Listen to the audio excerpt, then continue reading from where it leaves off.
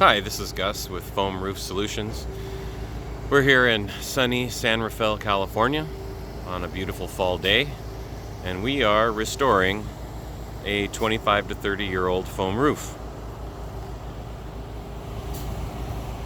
As you can see, we have put new metal all the way around the edges.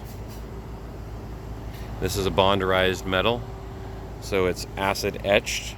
It's paintable. You don't need to prime it. So if you want to paint the edge when we're finished, you certainly can. It has a drip edge on it, so the water will run away from the fascia board. Now, foam roofs go on flat roofs, so this roof is essentially flat. It's got a little bit of an angle to it where the water runs to a 2-inch drain.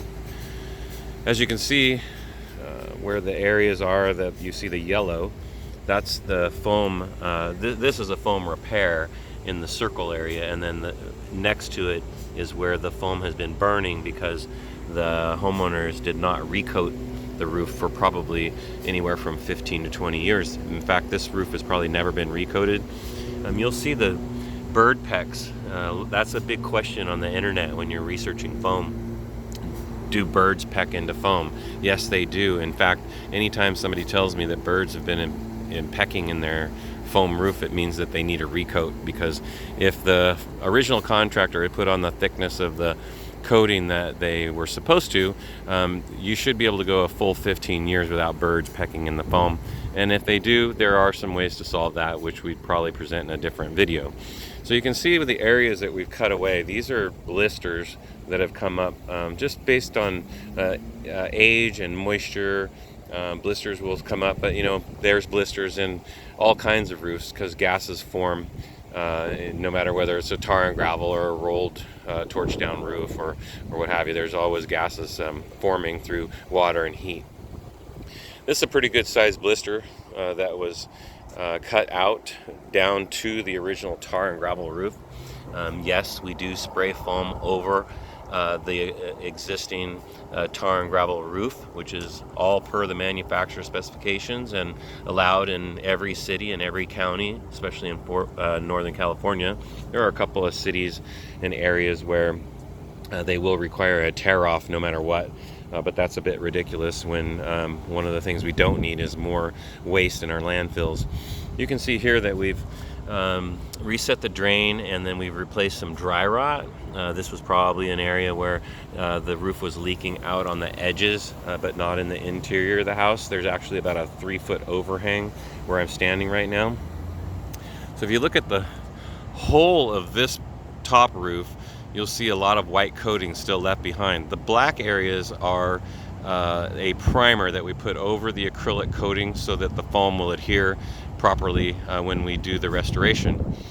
So you can see that for the most part on this roof, the coating has protected the foam. This is a good location to show the indication of the thickness of the coating that's left behind. That's very, very, very, very, very thin, and so easily peeled off. That'll just peel right off. So when they pressure wash this, they didn't get quite all of it, but they'll come back and peel that up before they spray the foam over it. For the most part, everything is primed and sealed and ready for the foam to adhere. So this is the bottom roof, and on the bottom roof we've got a little bit more of a problem. On the bottom roof, you can see where the foam had completely burnt. When they pressure washed this, they got all of that coating off. So when we first started, there was some white coating on this roof, but for the most part, the pressure washing took all the white coating off, and now we're down to the foam. And then you can see how the foam has turned black because of the primer that we put on, and also, again, the original tar and gravel roof. So this roof is a prime suspect for an almost unrestorable condition. So you can see where we've torn back on this roof a good 25%, maybe 20% of the roof, so that when we spray, we'll be able to fill these areas.